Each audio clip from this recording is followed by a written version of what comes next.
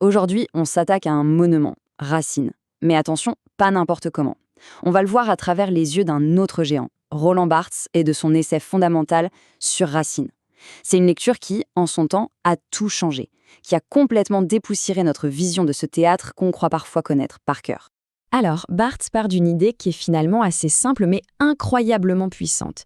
Il nous dit, attention, une grande œuvre, ce n'est pas un coffre-fort avec un seul code, une seule vérité à découvrir. Non, pas du tout.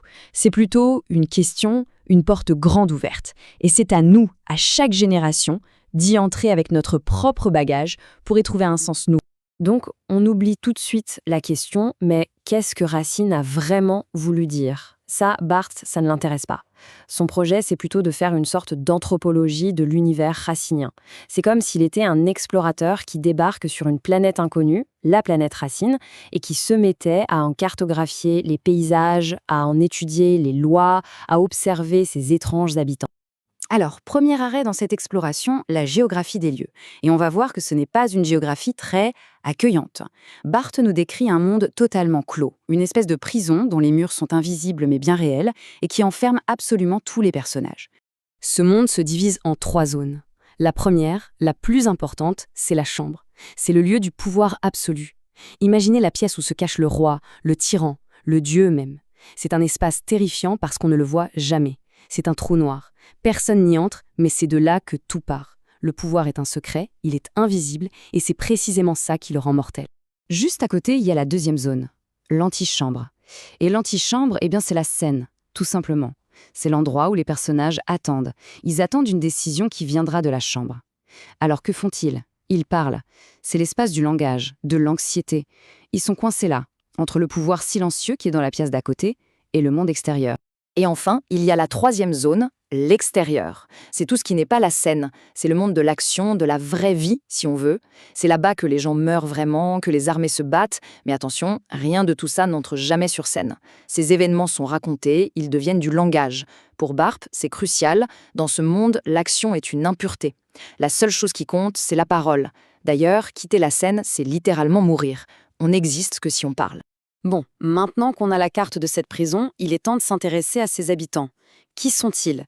Et surtout, quelles sont les règles du jeu, les lois impitoyables qui gouvernent leurs relations?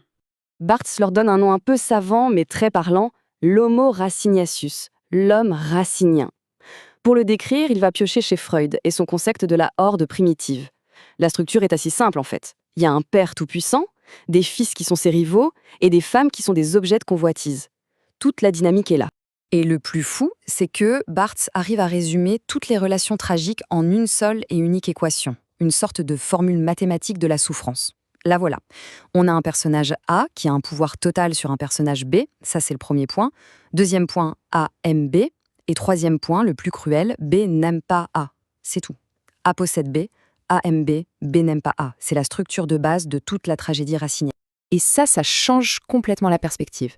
Ça veut dire que le théâtre de Racine, au fond, ce n'est pas un théâtre d'amour. C'est un théâtre de la violence. La passion amoureuse, ce n'est que le prétexte, le champ de bataille sur lequel se déchaîne une relation de force pure et dure. Alors, plongeons un peu plus dans cette idée. Comment est-ce que cette violence fondamentale, ce rapport de force, va tordre et transformer l'amour, le désir et même les fantasmes des personnages? Barthes identifie 2 types d'amour possibles. D'un côté, ce qu'il appelle l'éros sororal. C'est un amour fraternité, qui se construit dans le temps. C'est l'amour calme, légitime, paisible. Bref, c'est l'utopie. Et de l'autre côté, il y a l'éros événement. Là, c'est tout le contraire. C'est le coup de foudre, le choc, l'enlèvement. Un amour prédateur, instantané, violent. Et devinez lequel des deux est le seul qui existe dans la tragédie. Évidemment, c'est le second. Et ce désir-là, il a une esthétique bien particulière. Barthes l'appelle le tenebroso, un mot emprunté à la peinture du Caravage pour décrire le clair-obscur. C'est exactement ça.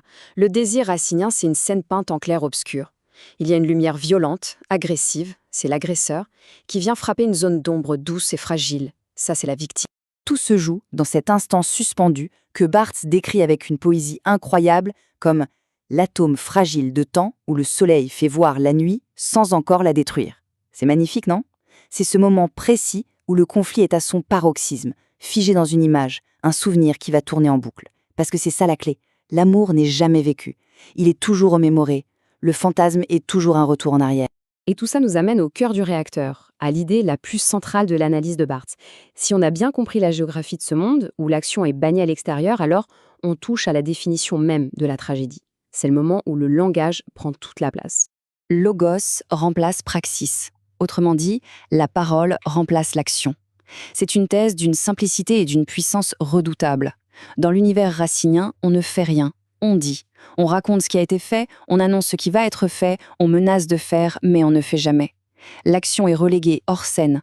C'est un théâtre où le verbe a littéralement dévoré l'acte. Ce qui nous mène à cette conclusion vertigineuse. Pour Barthes, la tragédie, ce n'est pas l'échec en lui-même, le meurtre, la défaite, non. La tragédie est seulement un échec qui se parle. L'événement tragique, ce n'est pas ce qui arrive, c'est le fait de le dire. La tragédie, c'est le langage qui prend conscience de sa propre impuissance à changer les choses. Et on se quitte là-dessus avec cette question qui fait un peu tourner la tête. Si on appliquait cette règle à notre propre monde, un monde où tous nos conflits, tous nos désirs ne pourraient s'exprimer que par des mots, où l'action serait devenue impossible, quelle vérité est-ce que ça révélerait sur nous? Et qu'est-ce qu'on perdrait au passage?